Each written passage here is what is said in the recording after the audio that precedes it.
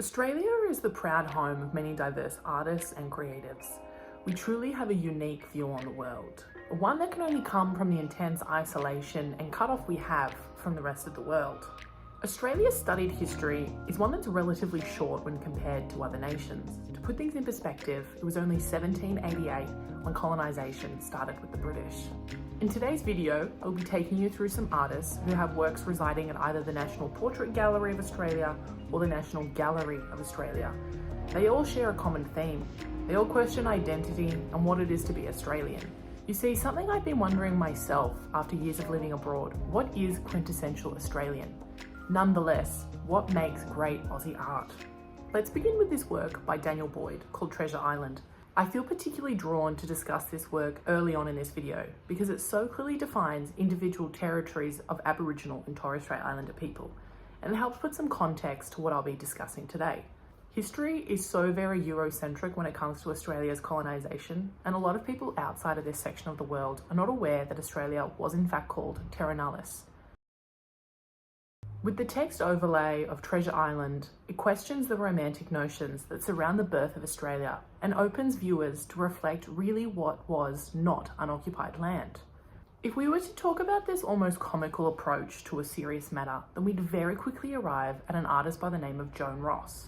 The Aussie larrikin persona shines through with Ross and her inventive, humorous works across a range of mediums, including drawing, painting, installation, sculpture, and video. Her work investigates the legacy of colonialism in Australia, particularly the effects colonialism had on Indigenous Australians. And I love the playfulness of her work and the way they make you think and reflect.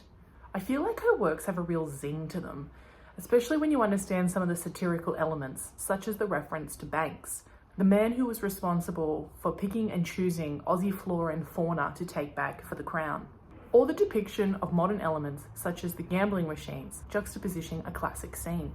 A favourite of mine is her video art of Barbecue This Sunday, BYO, against the backdrop of Joseph Lycett.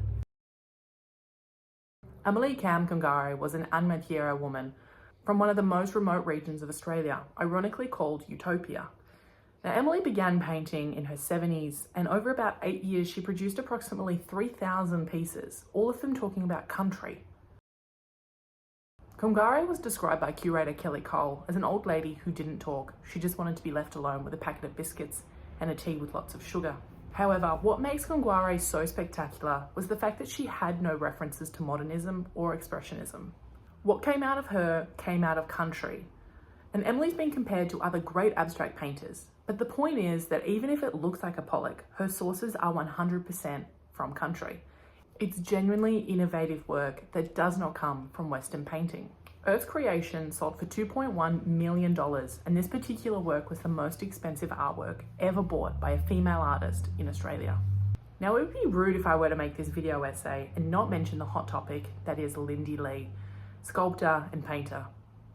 What I love about Lee personally is the fact that on the surface and to an outsider, she isn't what some people would consider to be an Australian. But in actual fact, she's undeniably as Aussie as me. Lee having most recently commissioned a piece, $14 million at the National Gallery of Australia. Ouroboros plays with light and is so dynamic during the day or night. I particularly enjoy the way that Lee plays with materials in her works. If we take this family portrait that once existed as a film negative, then a print on metal, and now it has this detail of the burns, it all comes together in a sort of uniform way.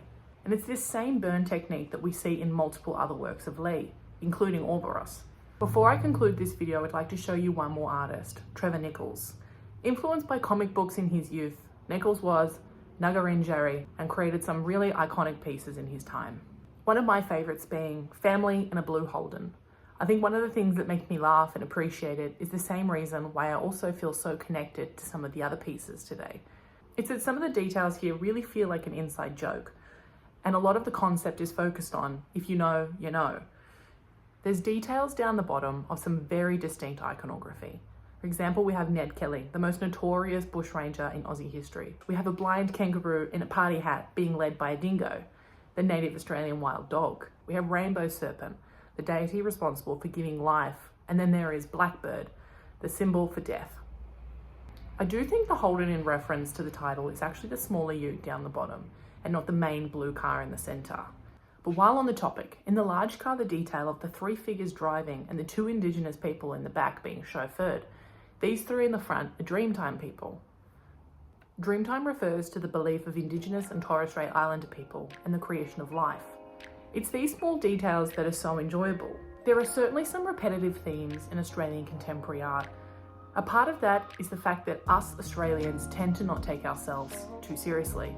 We're rather unpretentious, and I think that comes through in the art. There is a spontaneity to the works, but underneath there is meaning and there is logic. And it's reasonable to say across art as a whole that it's a place for inclusivity, but what I think Australia does so well at this is that we are quick to adopt outsiders for ourselves. Because we are a country that was colonised and therefore a country of immigrants. For example, Joan Ross and Lindy Lee both have something in common. They themselves are children of at least one immigrant parent. Meanwhile, Boyd, Kungare and Nichols are all First Nations people. The NGA and the NPGA are extremely highly regarded institutions in Australia and house such a high quality of works. So if you find yourself in Canberra, I suggest you take the trip to Barton and visit both of them. Conveniently, they are only a few hundred metres apart from each other. But while there, you should reflect on the diversity that is Australian art and question what the identity construct of belonging really means to you.